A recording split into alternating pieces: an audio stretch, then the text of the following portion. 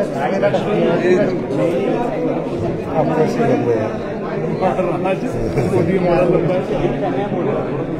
आज कर्मचारी चयन आयोग को लेकर के आपने बड़ी बात कही है कि 3 महीने के अंदर जो विजिलेंस में मामले फंसे हुए हैं, जो पेपर निकालने के मामले हैं, वो पूरे हो जाएंगे। सर, क्या है सर?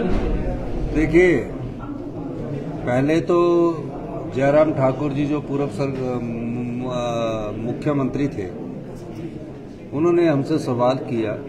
सवाल था रोजगार देने से संबंधित, लेकिन वो अधीनस्थ सेवा चयन बोर्ड के सवाल पर आ गए और हमने बताया कि अधीनस्थ सेवा चयन बोर्ड पर जो भ्रष्टाचार हुआ है, किस प्रकार पेपरों को बेचा गया, उसके बारे में हमने पूरा विस्तृत जानकारी आज सदन में रखी। तकरीबन 339 के करीब, जिनमें कोई रिजल्ट को हमने डिक्लेयर कर दिया है और बाकी वेटनरी फार्मेसी है और जो 3 है वो लोक सेवा आयोग के पास उसकी डॉक्यूमेंटेशंस की वेरिफिकेशन हो रही है और जल्दी उनके रिजल्ट निकल जाएंगे। जिन 9 केसों में FIR दर्ज है, उनकी इंक्वायरी चल रही है।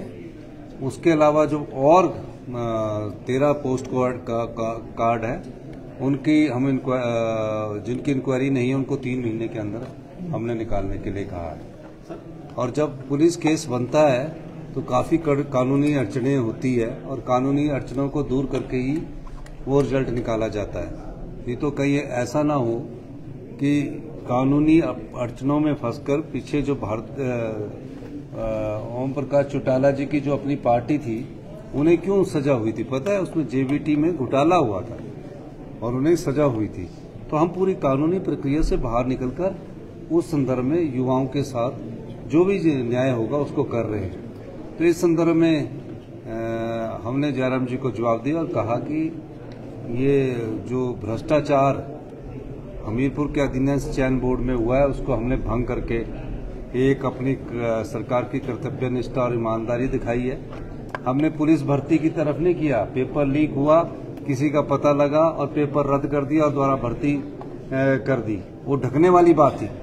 हमने युवाओं के साथ हिमाचल के जो आने वाले समय में और भी एग्जाम दे रहे हैं, उनके भविष्यों के साथ खिलवाड़ नहीं का, और हमने कहा कि ट्रांसपेरेंट मैनर में आने वाले समय में भर्तियां होंगी और उसके लिए हमने हमीरपुर जिला में राज्य चयन आयोग का गठन कर दिया है। सर, 1 सप्ताह के भीतर रिजल्ट निकालने और 10,000 नौकरी देने की बात कही सर।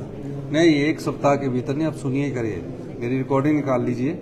मैंने ये कहा कि इस वर्ष हम 10,000 लोगों को रोजगार के नौकरी देंगे और 10,000 इस साल, यानी 31 मार्च से पहले हम 10,000 लोगों को रोजगार देंगे और बैच वाइज भर्ती की प्रक्रिया अभी मेरे ख्याल जल्दी ही शुरू हो जाएगी। रिजल्ट निकालने को लेकर बोला सर, रिजल्ट निकालने वाला जो 1 हफ्ते के भीतर है, वो हमने वेटनरी फार्मेसी और 2 और पोस्ट कार्ड के रिजल्ट निकालने के हमने डायरेक्शन दिया। सर, ऊर्जा नीति पर एक क्लैरिफिकेशन दे रहे थे आप, जो जयराम नहीं, ऊर्जा नीति पर वो उन्होंने हिमाचल प्रदेश के हितों को बेच दिया उन्होंने। अब क्या क्लैरिफिकेशन देनी है? अब तो वो समझ गए हैं। जब हमने उठ कर कह रहे हैं कि सुन्नी, लूरी, धोला सीट, डोगरी प्रोजेक्ट में हिमाचल का जो अधिकार था 12% फ्री रॉयल्टी का, उसको उन्होंने नहीं लिया और उसके साथ 12 से 30 साल में जो हमको 18% मिलनी चाहिए वो नहीं लिया। आज तक ऐसा नहीं हुआ कि 12% को डेफर किया गया हो। 12 से बढ़ाने की बात सभी मुख्यमंत्री ने की है, चाहे शांता कुमार जी थे, चाहे वीरभद्र सिंह जी थे, चाहे धूमल साहब थे।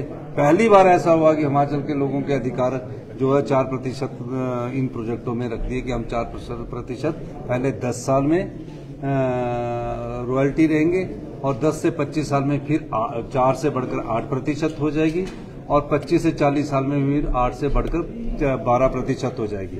और उसके बाद 40 साल बाद जो प्रोजेक्ट हमको आना चाहिए था वापस, उसको कह दिया कि लाइफ लॉन्ग उन्हीं के पास रहेगा, उसमें से हमारे को 25% फ्री रॉयल्टी देगी।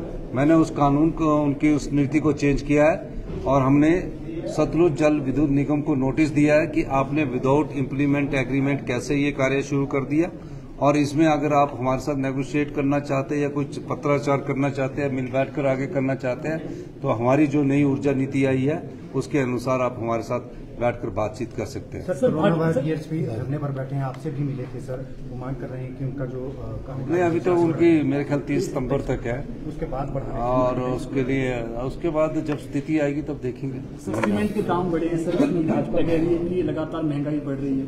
देखिए, सीमेंट के दाम जो बढ़े हैं उसकी भी मैंने बोला कि कैसे बढ़े, उसके बारे में पूरी जानकारी प्राप्त की जाए। धन्यवाद। Thank you, sir. Thank you.